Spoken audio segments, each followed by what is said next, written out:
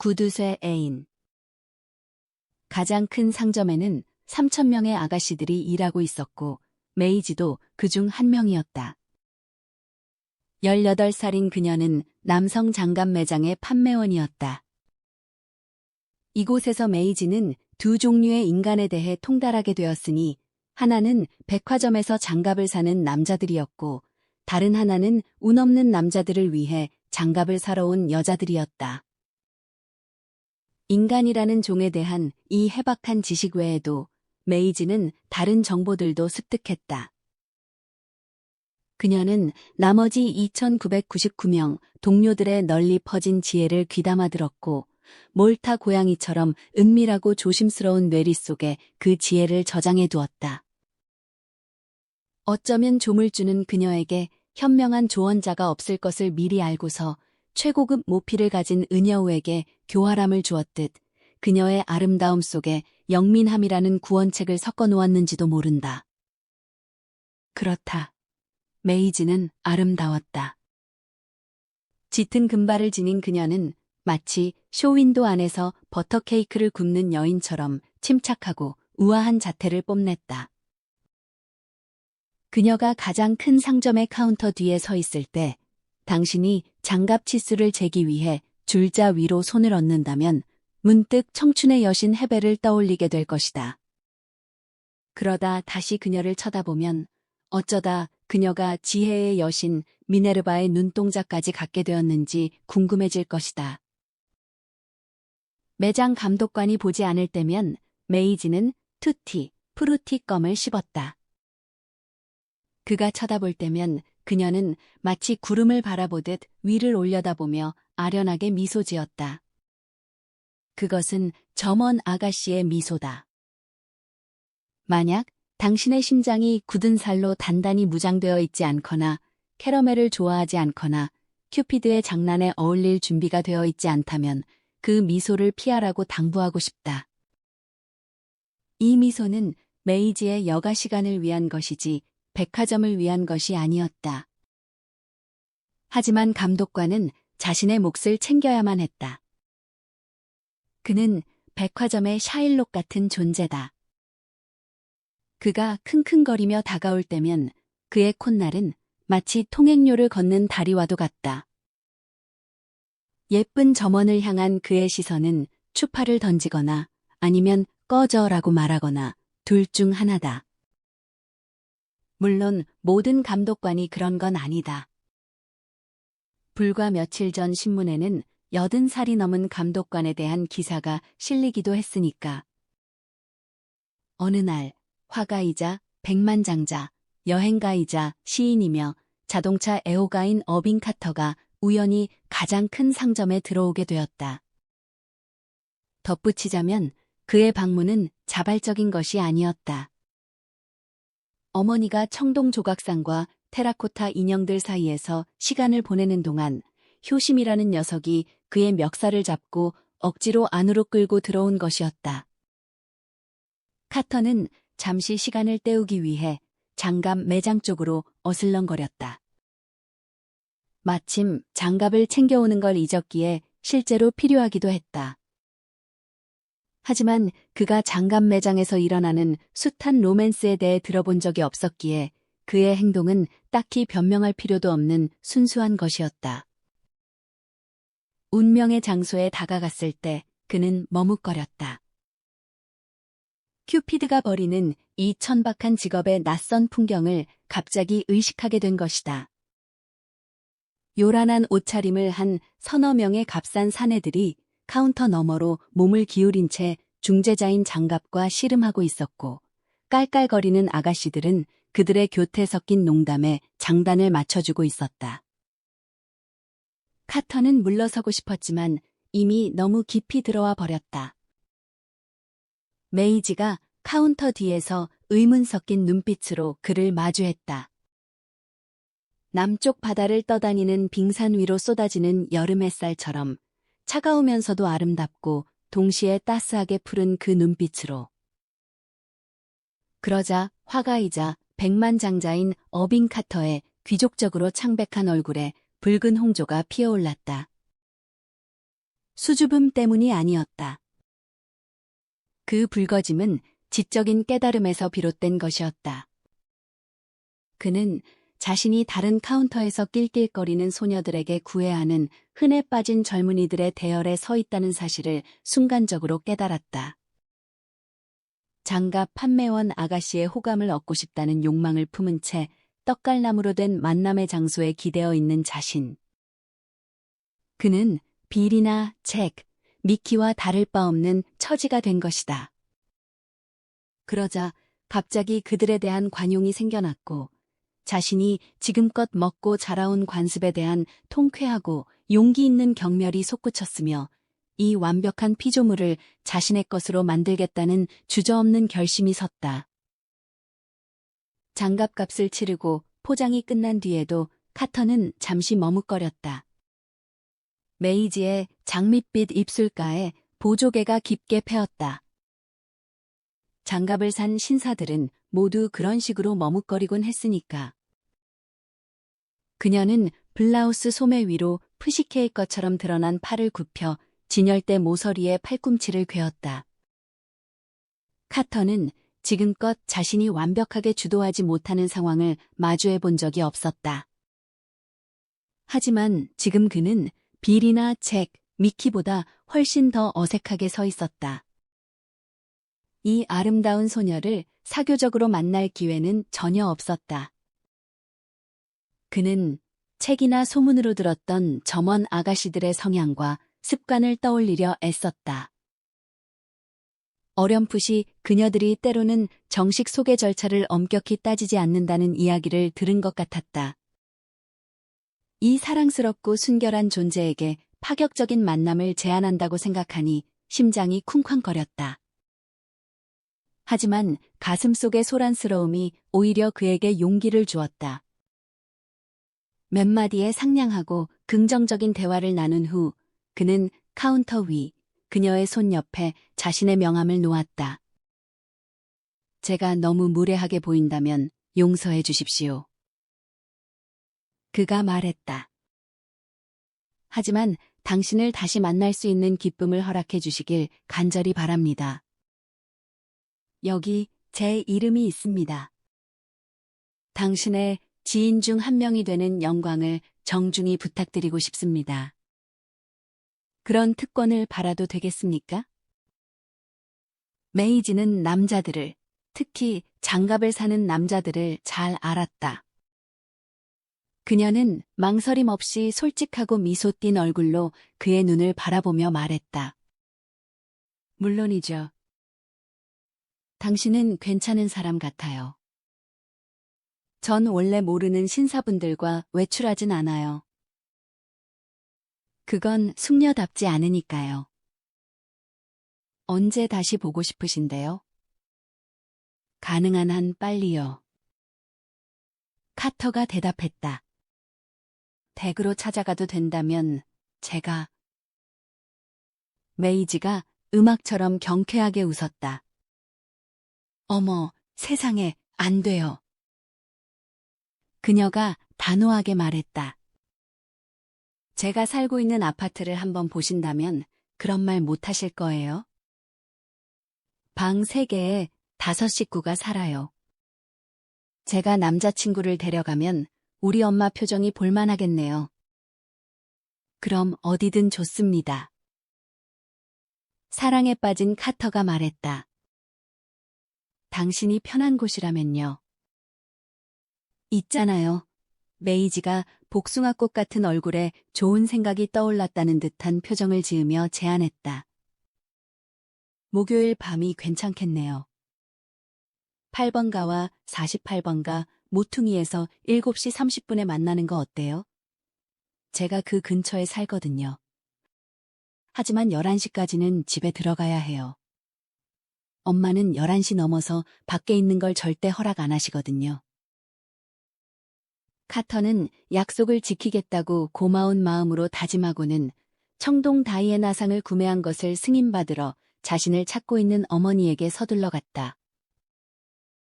작은 눈에 뭉툭한 코를 가진 동료 점원이 메이지에게 다가와 친근하지만 짓궂은 미소를 지었다. 그 높으신 양반이랑 잘 된 거야, 메이지?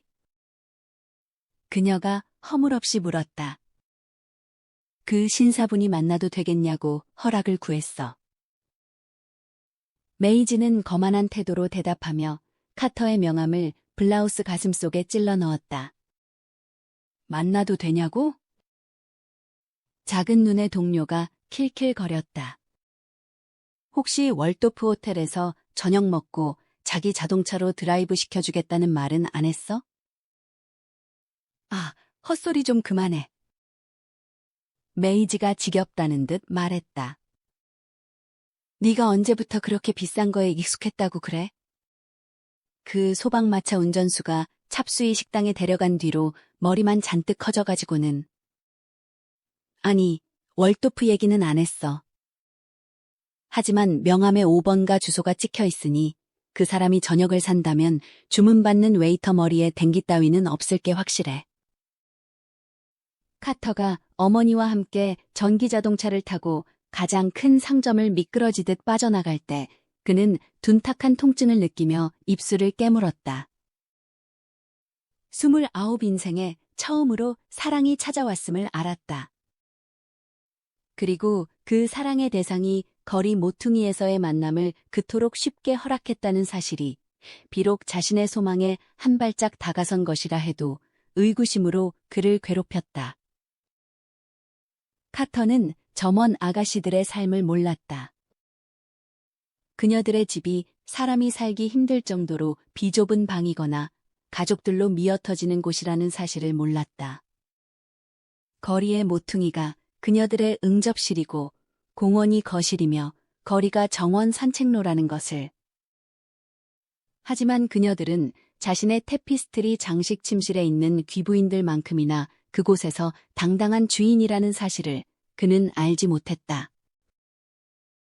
첫 만남이 있고 2주 후 어느 저녁, 카터와 메이지는 팔짱을 끼고 조명이 희미한 작은 공원으로 들어섰다.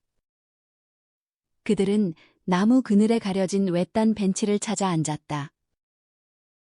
처음으로 그의 팔이 그녀를 부드럽게 감쌌다.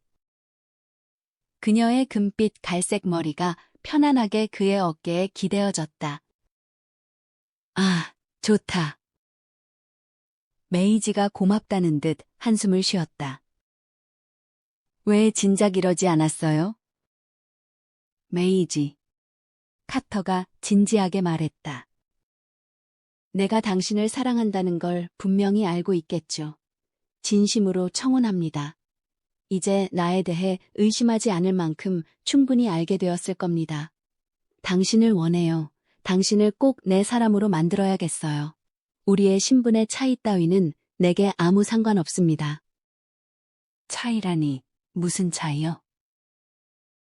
메이지가 호기심 어린 목소리로 물었다. 사실 차이랄 것도 없죠. 카터가 재빨리 말했다. 어리석은 사람들의 생각 속에나 존재하는 거니까요. 나는 당신에게 호화로운 삶을 줄 능력이 있어요.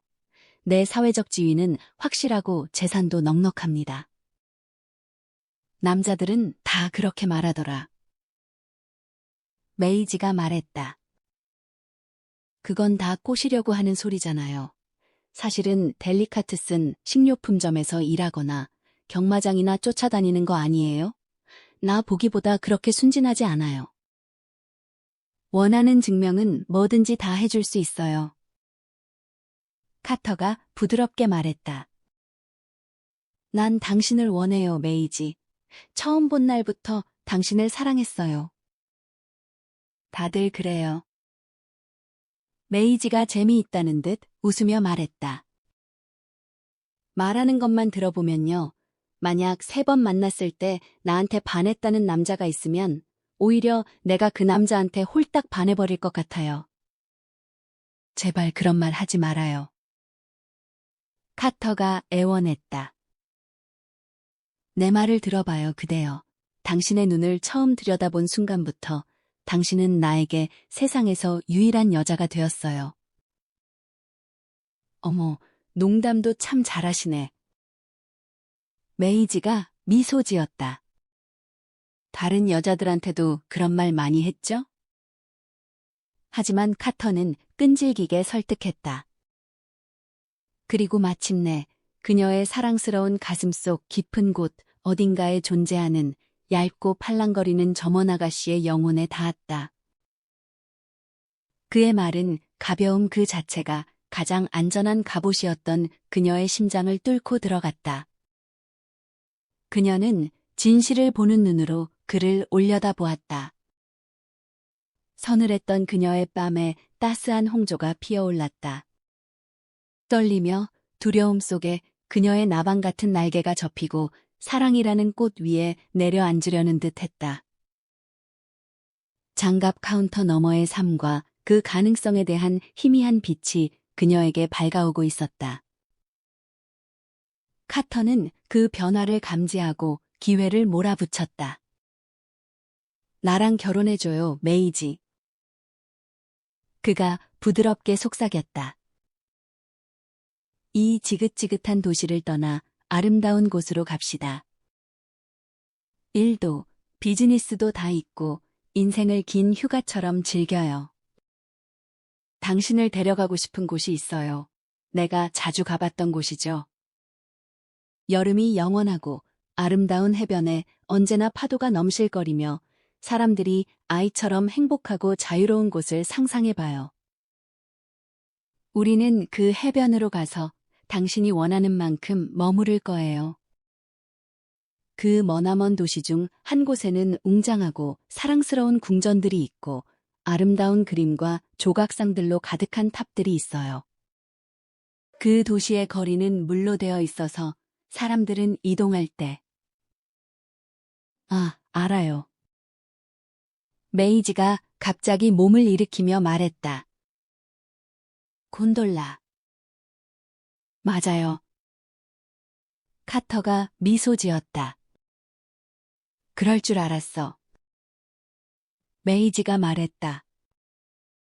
그리고 나서 카터가 말을 이었다. 우리는 계속 여행하며 세상에서 보고 싶은 건 뭐든지 볼 거예요. 유럽의 도시들을 본 다음에는 인도로 가서 고대 도시들을 방문하고 코끼리도 타고 힌두교와 브라만교의 놀라운 사원들도 구경해요. 일본의 정원과 낙타 행렬, 페르시아의 전차 경주, 그리고 외국에 있는 온갖 신기한 풍경들을 다 보는 거예요. 어때요? 메이지, 마음에 들지 않나요? 메이지가 자리에서 일어났다. 이제 집에 가는 게 좋겠어요. 그녀가 차갑게 말했다. 너무 늦었어요. 카터는 그녀의 비위를 맞춰주었다. 그는 엉겅퀴 솜털처럼 변덕스러운 그녀의 기분을 알게 되었고 그것과 싸워봤자 소용없다는 것도 알았다. 하지만 그는 어떤 행복한 승리감을 느꼈다. 비록 실크실 한 올에 불과할지라도 야생의 푸시케 같은 그녀의 영혼을 잠시나마 붙잡았었기에 그 희망은 더욱 강렬해졌다. 그녀가 한 번은 날개를 접고 서늘한 손으로 그의 손을 감싸 쥐었으니까. 다음 날 가장 큰 상점에서 메이지의 단짝인 룰루가 카운터 모퉁이에서 그녀를 기다리고 있었다. 너랑 그 멋진 친구는 어떻게 됐어? 그녀가 물었다. 그 사람? 메이지가 옆머리를 다듬으며 말했다.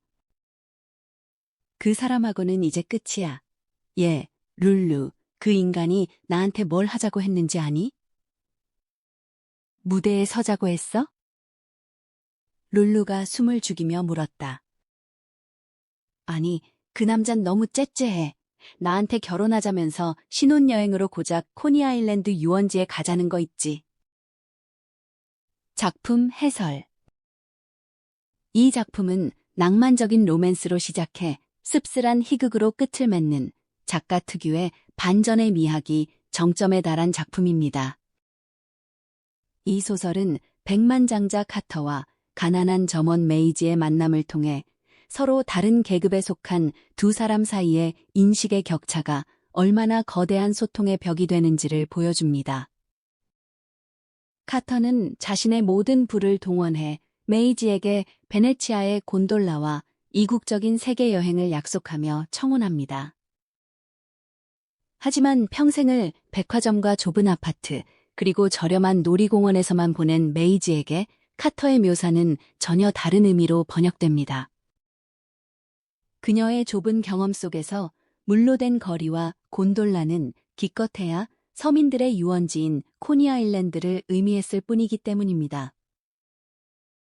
결국 메이지는 진짜 백만장자의 호화로운 제안을 고작 유원지로 신혼여행을 가자는 째째한 수작으로 오해하고 굴러들어온 행운을 제 발로 걷어차 버립니다. 메이지는 부유한 삶을 동경했지만 정작 진짜 부유함이 눈앞에 다가왔을 때 그것을 알아볼 안목이 없었던 것입니다. 작가는 이 웃지 못할 상황을 통해 진정한 계급의 차이는 단순히 돈의 유무가 아니라 세상을 바라보고 해석하는 경험의 크기에 있다는 날카로운 통찰을 던지고 있습니다.